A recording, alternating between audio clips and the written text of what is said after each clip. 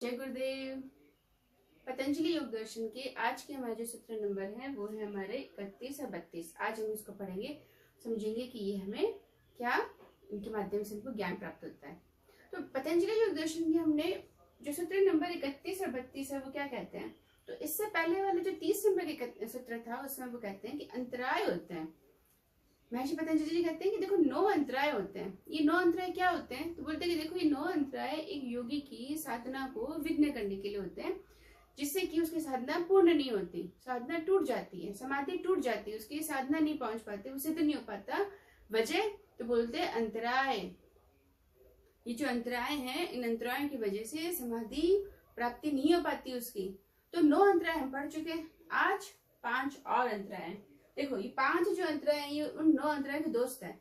वो कहते हैं कि 9 तो मैं है ही है, ये 5 और स्पेशल है, ये भी फ्रेंड है उसके, ये इनके ये भी अंतराय है, ये भी विघ्न करेंगे, और ये इनके बगैर 9 अंतराय के बगैर ये भी असफल है। ये दोनों साथ साथ में चलेंगे। ये भी सह विक्षेप है। क्या बोलते हैं? सह विक्षेप। बोलते कौन कौन से बोलते हैं? दुख, पहला दुख, दूसरा दौर्मनस्य, तीसरा अंगमेजयत्व, चौथा श्वास, पांचवा प्रश्वास। विक्षेप सहभुव उसके साथी हैं, जो चित्त के विक्षेप है उनके साथी है। 9 विक्षेप पड़े थे, 9 अंतराय पड़े थे, उनके सह विक्षेप साथी हैं उसके। तो बोलते क्या होते हैं, तो हम इनको एक एक करके समझते हैं। देखो दुख क्या होता है, तो देखो इस संसार के अंदर दर्शन हमेशा ही बात करता है कि संसार के अंदर क्या है? दुख ही है। संसार के दुख ही, जितना भी संसार दिखता है इसमें दुख है। लेकिन हमारे भारतीय दर्शन के अंदर ये बड़ी खूबसूरती होती है कि वो कहते हैं कि ये दुख तो है ही, पर आप दुख से दूर हो सकते हैं, इस दुख को दूर कर सकते हैं। तो अभी बोलते हैं कि जो दुख है ये कितने प्रकार का होता है, तो महर्षि पतंजलि जी कहते हैं दुख जो है ये 3 प्रकार के होते हैं। कितने? 3 प्रकार के। कौन से? तो बोलते हैं आपकी आध्यात्मिक, आदिदेविक और आदिभौतिक। तो बोलते हैं आध्यात्मिक दुख क्या होता है, तो बोलते हैं कौन सा? आध्यात्मिक। पहला कौन सा है? आध्यात्मिक। आध्यात्मिक दुख क्या होता है, तो बोलते हैं जो व्यक्ति के खुद की वजह से दुख उत्पन्न होता है, जैसे उसके शरीर से दुख हो गया, उसको मन से दुख हो गया, मानसिक रूप से पीड़ित है, शारीरिक रूप से जो पीड़ित होते हैं वो सब क्या आते हैं? हमारे आध्यात्मिक दुख के अंदर आते हैं। किसमें आते हैं? आध्यात्मिक दुख के अंदर आते हैं। फिर दूसरा बोलते हैं आधि भौतिक। ये क्या होता है, तो बोलते हैं कि ये जो दुख है ये आपको दूसरे प्राणियों से मिलता है। भाई आपको दुख जो है दूसरे प्राणियों से मिल गया, किसी जानवर ने आपको परेशान किया, आपको नुकसान पहुंचाया, किसी दूसरे प्राणी ने आपको नुकसान पहुंचाया, दूसरे इंसान ने आपको पहुंचाया, तो उस वजह से आपको पीड़ा हुई, तकलीफ हुई, दुख हुआ, तो वो कौन सा हो गया? आधि भौतिक। तीसरा दुख होता है आधि देविक दुख क्या होता है, तो बोलते हैं ये जो दुख होता है ये प्रकृति से प्राप्त होता है आपको। प्राकृतिक दुख है। कैसे कि भाई अभी जैसे चल रहे ना, बाढ़ अचानक से आ जाना, धरती का हिल जाना, भूकंप आ जाना, इन सब की वजह से हमारे जीवन में दुख आते हैं। तो बोलते हैं एक ये दुख भी होता है। तो बोलते हैं इन दुखों की वजह से आप समाधि टूट जाती, समाधि नहीं लगती, आप साधना नहीं कर सकते क्योंकि दुखी है।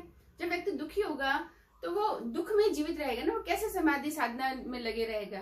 तो बोलते हैं इस वजह से भी चित्त के अंदर जब दुख आ जाता है तो साधक अपनी साधना को बीच में टूट जाती है, साधना कंटिन्यू नहीं कर पाता। अगला दौर्मनस्य का मतलब होता है मन की चंचलता। तो मन बड़ा चंचल है। कैसा है? बड़ा चंचल है मन की चंचलता। और मन की चंचलता कब होती है? कोई इच्छा उठती है, इच्छा उठी और वो पूर्ण नहीं हुई तो मन भागा। मन क्या हुआ? उस इच्छा को पूर्ण करने के लिए भागा, चंचल हुआ, तो मन टिका नहीं। तो मन की दुर्बलता, कहते हैं मन की दुर्बलता, यानी मन इतना दुर्बल हो जाता है, इतना चंचल हो जाता है कि इच्छाएं पूर्ण नहीं होती, उनको पूर्ण करने के लिए वो लगा रहता है, उसका मन चंचल रहता, टिकता ही नहीं है मन उसका।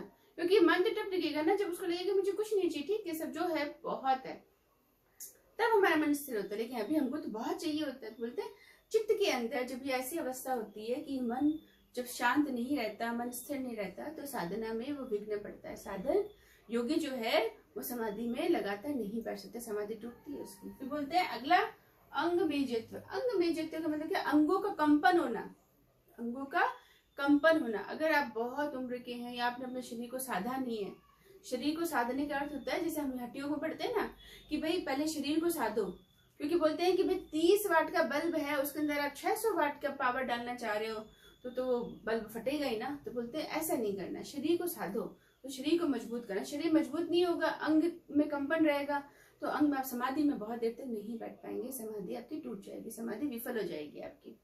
फिर बोलते हैं श्वास और प्रश्वास। श्वास का अर्थ होता है कि आप श्वास ले रहे हैं, मतलब आपने प्राण जो होते हैं ना, प्राण क्या होते हैं, प्राणों के माध्यम से श्वास लेते हैं और श्वास छोड़ते हैं, प्राणों के माध्यम से, ठीक है।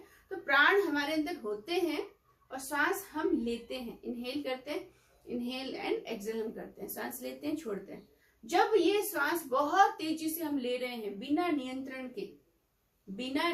के जब ये श्वास ली जाती है तो होती है पूरक श्वास।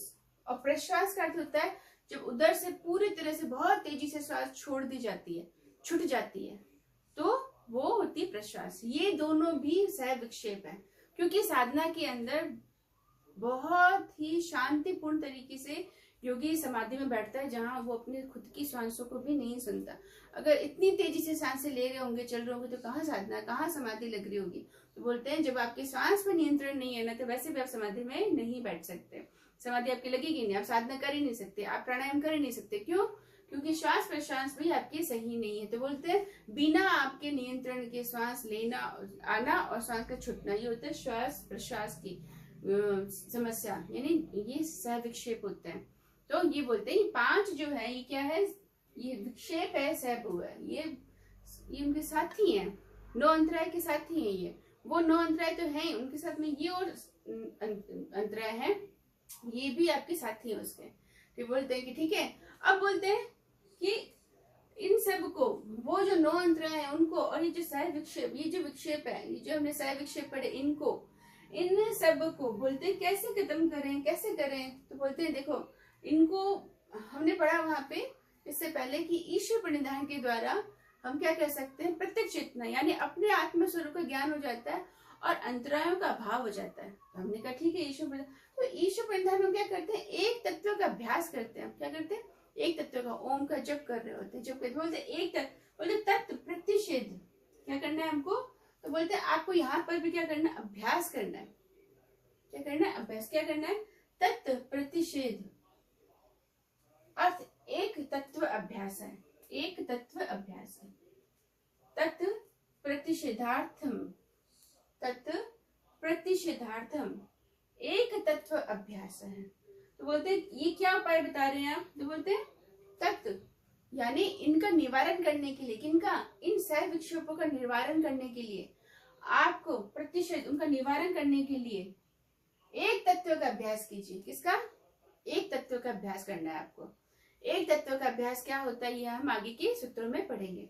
तो बोलते हैं उन्होंने अभ्यास करना है। क्या बोलना है, अभ्यास करना है, प्रतिदिन आपको अभ्यास करना है, तब कहीं जाके आपकी विक्षेप और सह विक्षेप जो है ना, ये खत्म होंगे। विक्षेप और सह विक्षेप तब खत्म होंगे जब एक तत्व का अभ्यास कर रहे होंगे, जिसके माध्यम से आपके विक्षेप और सह विक्षेप खत्म होने लगते हैं। तो आज के हमने सूत्र 2 पढ़े। इन सूत्रों में हमने पहले क्या पढ़ा, सह विक्षेप पढ़े। 5 प्रकार के सह विक्षेप होते हैं, दुख दोर्मण्य से अंग में जत, श्वास प्रश्वास। उसके बाद में हमने पढ़ा कि इनका उपाय क्या, कैसे इनको खत्म करें। तो बोलते हैं तत्प्रतिषेधार्थम, एक तत्व अभ्यास। तो बोलते हैं ये जो प्रतिषेधार्थम, उनका निवारण कर दो, किनका, सह विक्षेपों का। तो बोलते हैं कैसे, बोलते हैं एक तत्व के अभ्यास से, एक तत्व के माध्यम से। तो हमारे दोनों सूत्र का अर्थ ही खत्म होता है। अगर आपको ये कोई प्रश्न हो तो आप कमेंट बॉक्स में जाके प्रश्न पूछ सकते हैं, मैं उत्तर जरूर दूंगी। और जय गुरुदेव, ओम शांति।